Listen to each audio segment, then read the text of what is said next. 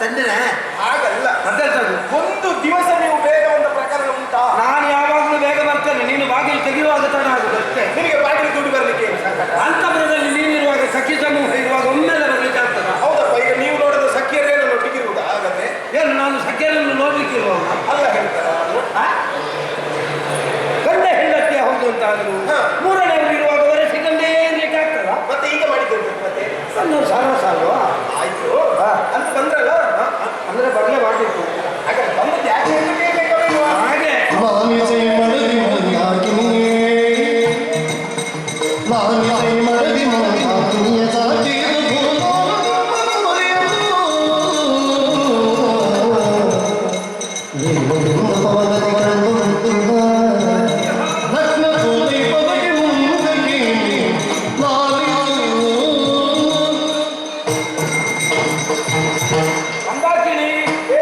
ನಾನು ನೀನು ಅಂತಪುರದಲ್ಲಿ ಅತ್ತಿಂದಿತ್ತ ಇತ್ತಿಂದತ್ತ ಸಂಚರಿಸುವುದನ್ನು ಕೂತ್ಕೊಂಡು ನೋಡುವುದು ಅಂತ ನಿನ್ನನ್ನು ನೋಡುದು. ಹೌದೌದು. ಅದು ಯಾಕೆ ಸ್ವಾಮಿ ಹಾಗೆ? ನಿನ್ನ ನಟಿಗೆ ಬಹಳ ಚಂದ.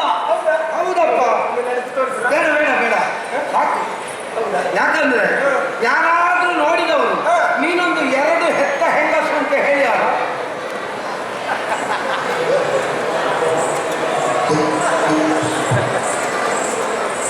ಸರಿ, ಎಷ್ಟು ವಯಸ್ಸಾಗಿದೆ ನನಗೆ? ಏನು ನನಗೆ ಎಷ್ಟು ವಯಸ್ಸಾಗಿದೆ? ನಿನಗೆ ವಯಸ್ಸಾಗಿದೆ ಅಂತ ಯಾರು ಹೇಳಿದ್ದು? ನಿಮಗೆ ಅದೊಂದು 7 ಕತ್ತಲೆ ಪ್ರಾಯ ಆಯ್ತು. ನನಗೆ ಆಯ್ತಾ? ಕತ್ತೆ ಸಂಸಾರ ನಿಮ್ಮಲ್ಲಿ ಹೇಳಿದ್ದು ನಾನು. ನನಗೆ ಹಾಗೆ ವಯಸ್ಸಾಗಲಿಲ್ಲ ಆಯ್ತಾ? ನಾನು ಅದನ್ನೇ ಹೇಳಿದ್ದು. ನಿನಗೆ ಪ್ರಾಯ ಆದದ್ದು ಗೊತ್ತೇ ಆಗುದಿಲ್ಲ ಅಂತ. ಆಗಲಿಲ್ಲ ನನಗೆ. ಮಂದಾಕಿಣಿಯ ನನ್ನ ಬದುಕಿನ ನಿಧಿಯ ಸಂಸಾರ ಅಂತ ಹೇಳಿದ್ರೆ ಹಾಗೆ ಸರ ಸಾವಿರ ಸಮಾರೋಹ ಎಲ್ಲ ಇರ್ತದೆ. ಹೌದಾ? ಹಾಗೆ ಈಗೆಲ್ಲ ಕಡಿಮೆ. ಈಗೆಲ್ಲ ಮಾತಾಡಿ ಮಾತಾಡಿ ಹೊರ ಹೋಗಿದೆ. ಹೌದಾ? ಒಂದು 15 ವರ್ಷಕ್ಕಿಂತ ಹಿಂದೆ ನೋಡ್ಬೇಕಿತ್ತು. ಹೋದಲ್ಲಿ ಎಲ್ಲ ಹಾಡುವುದೇ. ಹೌದಾ? ಹೌದಪ್ಪ. ತುಂಬಾ ಚಂದ ಹಾಡ್ತೀರಿ ಮಾತ್ರ ಆಯ್ತಾ? ಯಾಕೆ? ತುಂಬಾ ಚಂದ ಹಾಡ್ತೀರಿ. ಸ್ವರ ಹೇಳಿ ತಮ್ಮಯ್ಯ ನನ್ನ ಹಾಡಬೇಡಿ ಆಯ್ತಾ? ಸ್ವಲ್ಪ ಶ್ರುತಿಯೆಲ್ಲ ಕೇಳ್ತಾರೆ. ಶ್ರುತಿಯಲ್ಲಿ ಉಂಟಲ್ಲ ಅವರಿಗಲ್ವಾ? ಅದು ಮತ್ತೆ ಒಂದು ತಂಡಕ್ಕೆ ಒಂದೇ ಇಲ್ಲ, 45 ಕೊಡ್ಲಿಕ್ಕೆ ಆಗುದಿಲ್ಲ. ಆಯ್ತು. ಈ ರಾಗ ಯಾಕೆ? ನಿನ್ನನ್ನು ಕರ್ದದ್ದೇ ಯಾಕೆ ಗೊತ್ತುಂಟಾ? ಯಾಕೆ ಸ್ವಾಮಿ? ನಾನು ರಾಜಸ್ಥಾನದಲ್ಲಿದ್ದ ವಿಷಯ ಗೊತ್ತುಂಟಲ್ಲ. ಒಂದಿದ್ರೆ ಮೊದಲು ಒಂದು ಬಿಡ್ತೇನೆ. ನಾನು ಹೊಯ್ಗೆ ರಾಶಿಯಲ್ಲಿದ್ದ ಅಂತ ಹೇಳಿದ್ದ. ರಾಜಸ್ಥಾನದಲ್ಲಿ ರಾಜನಾದ ನಾನು ಆಸ್ಥಾನದಲ್ಲಿದ್ದ ವಿಚಾರ ಗೊತ್ತಿದೆಯಲ್ಲ. ಮೂಲಗದಲ್ಲಿದ್ದಾಗ ಹಾಗೆ ಹೇಳಿ. ಒಬ್ಬ ವಯಸ್ಸಾದವ ಬಂದ, ನೀ ಗಮನಿಸಿದೆಯೋ? ಹಾಗೆಲ್ಲ ಮುದುಕರನ್ನೆಲ್ಲ ನೋಡುವುದಿಲ್ಲ ಬಿಡಿ. ಅದಷ್ಟೇ. ಒಂದು ವೇಳೆ ನೋಡುವುದು ಹೌದು ಅಂತಾದ್ರೆ ನನ್ನ ಪರಿಸ್ಥಿತಿ ಹೀಗ. ಮುದುಕರ ಕುರಿತ ಆಸಕ್ತಿ ಇಲ್ಲ ಹೇಳಿದ್ದು ಸ್ವಾಮಿ. ನಾನು ಅದನ್ನೇ ಹೇಳಿದ್ದು. ಆಸಕ್ತಿ ಉಂಟು ಅಂತಾದ್ರೆ ನನ್ನ ಪರಿಸ್ಥಿತಿ ಈಗ. ನೋಡ್ಲಿಲ್ಲ ಆಯ್ತಾ? ನೋಡ್ಲಿಲ್ಲ. ಬಂದವ ಸಾಮಾನ್ಯ ಅಲ್ಲ. ಯಾರು? ಅಯೋಧ್ಯೆಯ ಮಂತ್ರಿಯಾದಂತಹ ಸುಮಂತ್ರ. ಹೌದಾ? ಅವ ಕನ್ಯಾ ಸಂಧಾನಕ್ಕೆ ಬಂದದ್ದು. ಸ್ವಾಮಿ ಇಲ್ಲಿ ಯಾರು? ನೀನು ಸೀರೆ ಸರಕು ಸರಿ ಮಾಡಿಕೊಳ್ಬೇಡ. ನಿನಗೆ ದೇವರನ್ನು ಇನ್ನೊಂದು ಮದುವೆ ಮಾಡಿಸಿದ್ದೀರ. ನೀವು ಏನು ಹೇಳೋದು? ನನ್ನದಂತದ್ದು ಮದುವೆ ಹಾಗಲ್ಲ. ಮತ್ತೆ ಸೆರಗು ಸರಿ ಮಾಡಿಕೊಳ್ಳುದು ಯಾಕೆ? ಇಲ್ಲಿ ಯಾರು ಅಂತ ಆಲೋಚನೆ ಮಾಡ್ತಾ ಇರುವುದು ನಾನು. ಯಾರು ಅಂತ ಆಲೋಚನೆ ಮಾಡ್ಲಿಕ್ಕಿಲ್ಲ. ನಮ್ಮ ಮಗಳಾದಂತಹ ಕೈಕೆ ಉಪವನಕ್ಕೆ ಹೋಗಿದ್ದರಂತೆ. ಚಕ್ರವರ್ತಿ ನೇಮಿ ಮೃಗಯ ವಿಹಾರಕ್ಕೆ ಬಂದಿದ್ದರಂತೆ. ನೋಡಿದರಂತೆ. ಕಣ್ಣು ಕಣ್ಣು ಒಂದಾಗಿದೆ, ಮನಸ್ಸು ಮನಸ್ಸು ಒಂದಾಗಿದೆ. ವಯಸ್ಸು ಸಣ್ಣದು, ಅವರಿಗೆ ಆಗಬಹುದು ಅಂತ ಅನ್ನಿಸಿದೆ. ಆದರೆ ಚಕ್ರವರ್ತಿಯಾದರೂ ಸಂಸ್ಕಾರ ವಿಹೀನರಾಗಿ ವ್ಯವಹರಿಸಲಿಲ್ಲ. ಕನ್ಯಾ ಸಂಧಾನಕ್ಕೆ ಒಬ್ಬ ವಯೋವೃದ್ಧನನ್ನು ಒಪ್ಪಿಗೆ ಕೊಟ್ಟಾಯ್ತಾ? ಯಾವ ಕರ್ಮಕ್ಕೆ ಯಾರು ಒಪ್ಪಿಗೆ ಕೊಟ್ಟದ್ಯಾರು? ಮದುವೆ ಆದ ಮಾರನೇ ದಿವಸ ನೀನು ಹಾಕಿದ ಗೆರೆಯೇ ದಾಟಲಿಲ್ಲ, ಒಪ್ಪಿಗೆ ಕೊಡ್ತೇನೆ ಅಷ್ಟು ಬೇಗ? ನಾನು ನಿನ್ನಲ್ಲಿ ಅಭಿಪ್ರಾಯ ಕೇಳುವುದಕ್ಕೆ.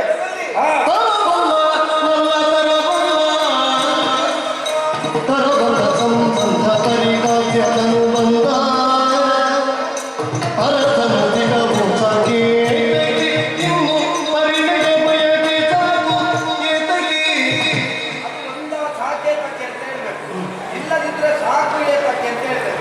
ಅದು ಮಟ್ಟು ಉಂಟಲ್ಲ, ಮಟ್ಟು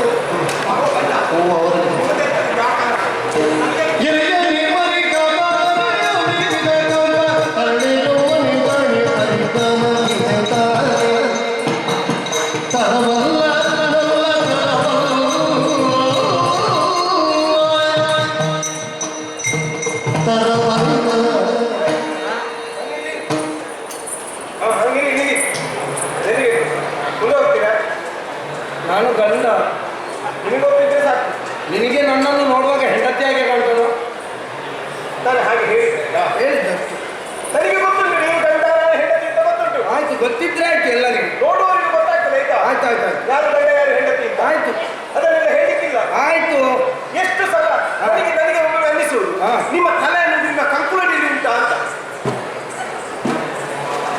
ಹೌದು, ನಿಮ್ಮದೊಂದು ಪ್ರದರ್ಶನಕ್ಕೆ ಅದನ್ನು ಸಿಕ್ಕಿಸಿಕೊಂಡು ಬಂದದ್ದು. ನೀನೇ ಹೇಳಿದ್ದಲ್ಲ ಕಂಕುಳಾಗಿಯಲ್ಲಿ ಉಂಟ. ನಿಮ್ಮ ತಲೆಯಲ್ಲಿ ಬುದ್ಧಿ ಉಂಟು ಕೇಳಿದ್ದು ನಾನು. ಬುದ್ಧಿಯ ದ್ಯೋತಕವಾಗಿ ತಲೆ ಇರುವುದು.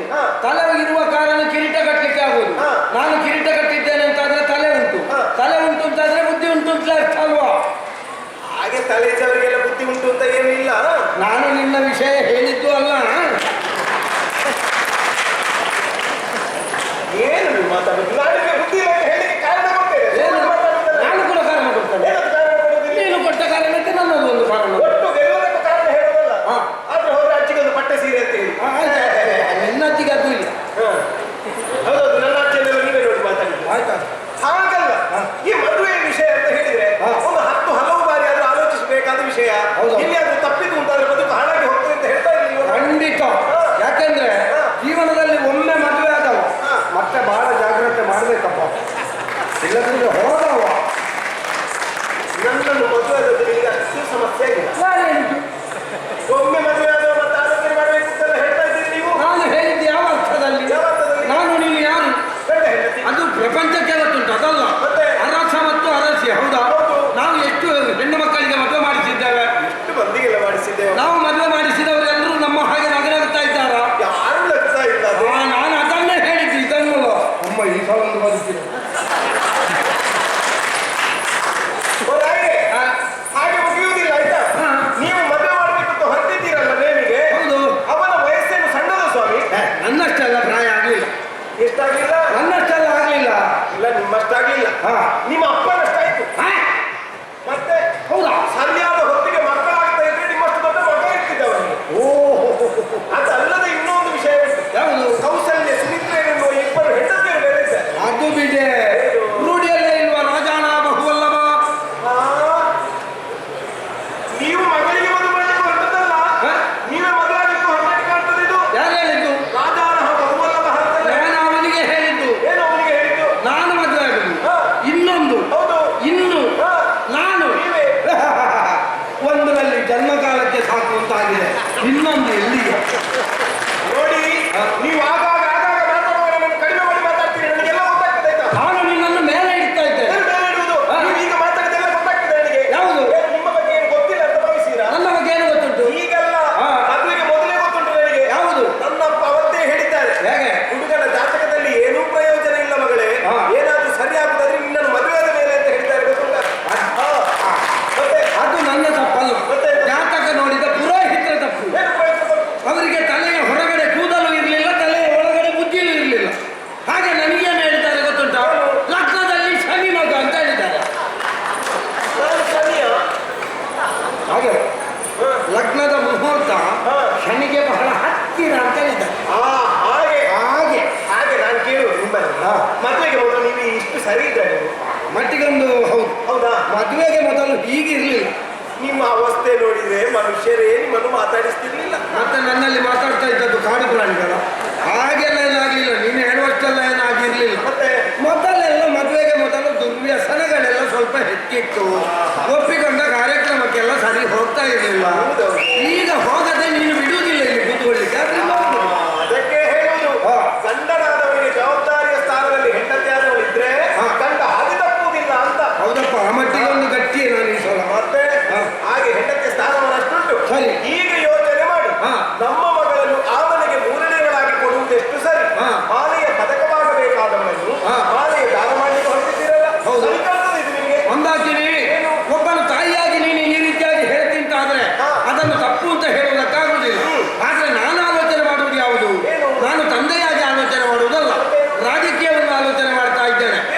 ನಾನೊಬ್ಬ ಅವನಿಗೆ ವರ್ಷಾವರ್ತಿ ಕಪ್ಪವನ್ನು ಕೊಡುವಂತಹ ಸಾಮಂತ ರಾಜ. ಅವ ಕಂಡ ಆರ್ಯಾವರ್ತಕ್ಕೆ ಛತ್ರೇಶ್ವರ. ನಾಳೆ ನಾನು ಅದಟ್ಟಿನಿಂದ ನನ್ನ ಮಗಳನ್ನು ಕೊಡುವುದಿಲ್ಲ ಅಂತ ಹೇಳಿದೆ.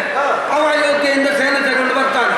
ಲೆಕ್ಕ ಹಾಕು, ನಮ್ಮಲ್ಲಿರುವಂತಹ ಪ್ರಜೆಗಳಿಗೂ ಅಯೋಧ್ಯೆಯ ಸೈನಿಕರಿಗೂ ಲೆಕ್ಕ ಹಾಕಿದ್ರೆ 50 ಮಂದಿ ಸೈನಿಕರು ಅಲ್ಲಿ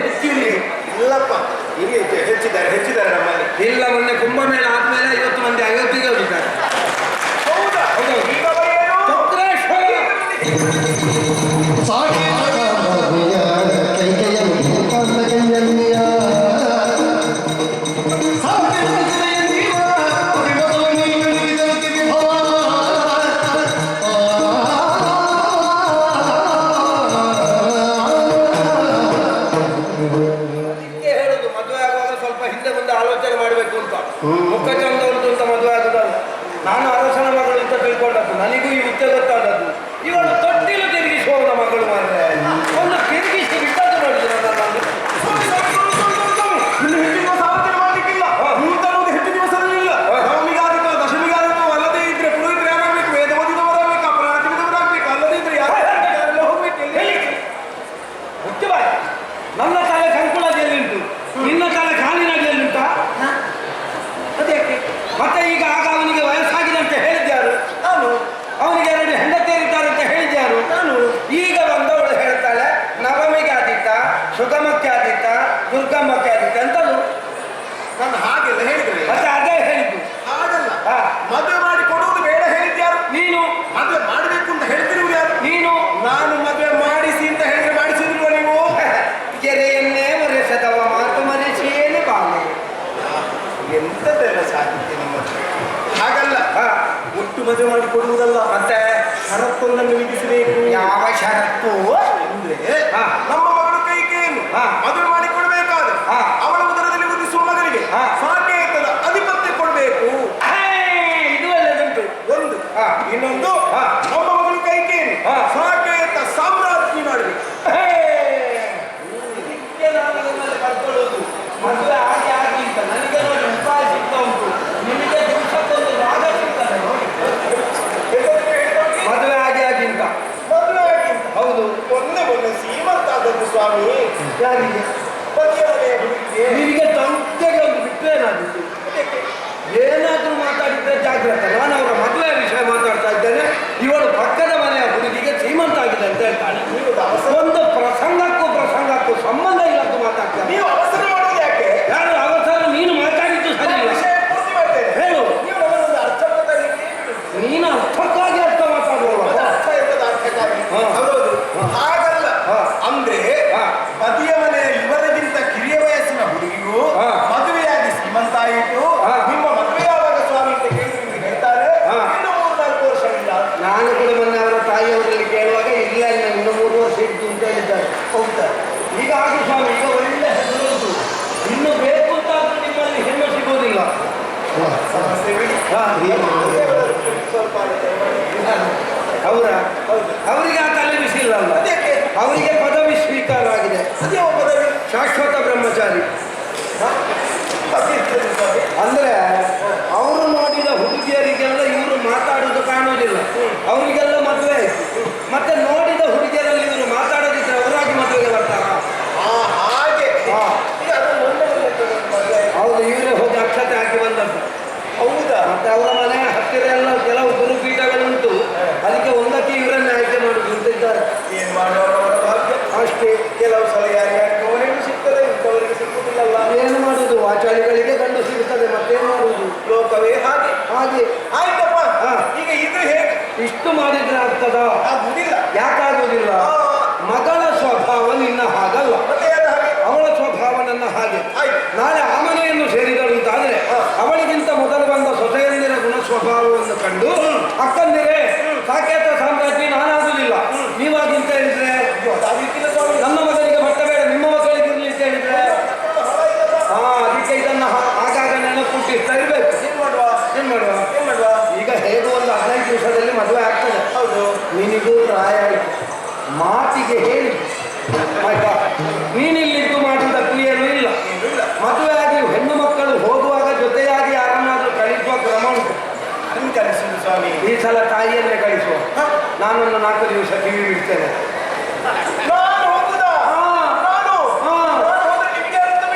ಸಖಿ ಸಮೂಹ ಸೇವೆಗೆ. ಅದೇ ನಿಮ್ಮ ಮೇಲೆ ನೀನು ಸಂಶಯದ ಭೂತ. ಅದಕ್ಕೆ ಹಾಗಲ್ಲ. ನಾನು ಹೋದ್ರೆ ಆಗ್ಲಿಕ್ಕಿಲ್ಲ. ಹೋಗ್ಲಿಕ್ಕೆ ಅಂತಲೇ ಇದ್ದಾರೆ. ಯಾರು? ಅವಳು ಇದ್ದಾಳಲ್ಲ. ಯಾರು? ಆಚೆ ಈಚೆ ಹೋಗುವಾಗ ಒಟ ದೇವರೆಲ್ಲ ಮಾತಾಡಿಕೊಂಡಿರ್ತಾಳೆ. ಕೂನು ಬೆನ್ನಿನವಳು, ಕಪ್ಪು ಮೈಯವಳು, ಮಂಥರ. ನನ್ನ ಬಾಲಿಕ ಪುತ್ರಿಗೆ ಇಷ್ಟರವರೆಗೆ ಅದು ಮನೆಗೆ ಮಾರಿಯಾಗಿತ್ತು. ಇನ್ನು ಊರಿಗೆ ಮಾರಿಯಾಗಿ ಹೋಗಿ ಸಾಯಿಸ ಕಳಿಸುವುದು, ಅದನ್ನೇ ಕಳಿಸಿಕೊಡುವ. ಅಷ್ಟಾದ್ರೆ ನಿನಗೆ ಸಮಾಧಾನ ಅಲ್ಲ?